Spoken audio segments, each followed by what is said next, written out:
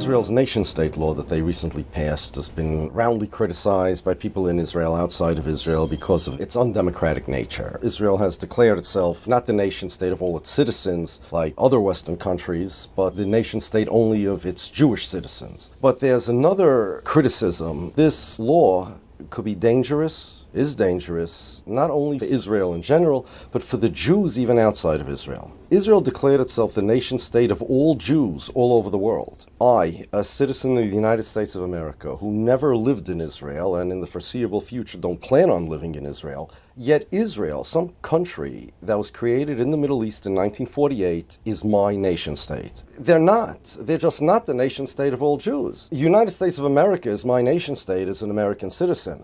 And if I don't like my country, I could just move to another country. I'll move to Mexico, and then Mexico's my nation-state. Now, Israel claims to be a democracy. But this idea that because I'm born Jewish, I have no choice in the world but to have Israel as my nation-state sounds like a dictatorship to me. Them self-identifying as the nation-state of the Jewish people is no more realistic than them identifying as a tree and, then expecting everybody to come water them. There are many countries that have national mythologies. The Germans believe they're the Aryan race. There's American Manifest Destiny. In order to garner support of Jews and evangelical Christians, extremely important, Israel has this national mythology that they are the country of the Jews. They're not. Whenever Israel gets into some controversy, whenever they get into a war, for example, Jews all over the world are blamed. This is a statistical fact. Conversely, anti-Semitic attacks are reduced against Jews all over the world, and anti-Semitism is reduced all over the world whenever Israel is at peace and not in any controversy, not involved in any controversy.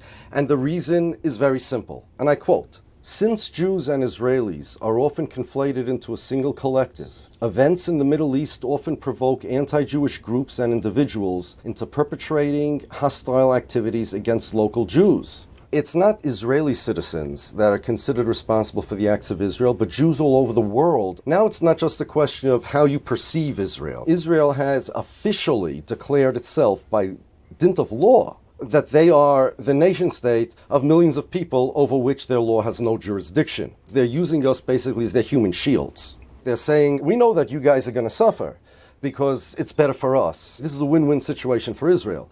Because whenever anti-Semitism does increase all over the world, so what does Israel say? This proves the need for the state of Israel. It's like a protection racket, right? Where Israel says that, okay, you have to support us, and if you don't support us, okay, look what's going to happen to you. The only difference is by protection racket, if you give the mafia your support, nothing bad will happen to you. By Israel, if you do give Israel the support, bad stuff is going to happen to the Jews, because that just proves Israel's point. Here is how the state of Israel themselves define the concept of a Jewish state. Israel is to the Jewish people what France is to the French people, Ireland is to the Irish, and Japan is to the Japanese. In other words, Israel is not merely a service provider for the Jews. It is the custodian. It is the cradle of Jewish identity. This is what they want to enshrine in law. They want people to conflate Israel and the Jews. Good for Israel? Sure. Now everybody believes, truthfully or not truthfully, that Israel has constituents all over the world. The more Jews they can convince that this is true, the more support they get from those Jews. The more evangelical Christians they can convince this is true, the more support they get from the evangelical Christians. I don't have a choice as far as Israel claiming to be my nation state. But I do have a choice whether I'm going to be quiet about it. Whether I'm going to be silent and let them tell the world that my state is not the United States of America, but some country in the Middle East that was created in 1948. I will not be silent about this. And Jews shouldn't be silent about this. If you believe that your state is the country that you live in and that it's just not true to say that Israel is the nation state of all Jews all over the world, then whether you're Jewish or non-Jewish, tell the world that Israel is not the nation state of the Jewish people. It is the nation state of the Israeli people. And the more we explain it to the world, the safer place the world is going to be for everybody, especially for the Jewish people.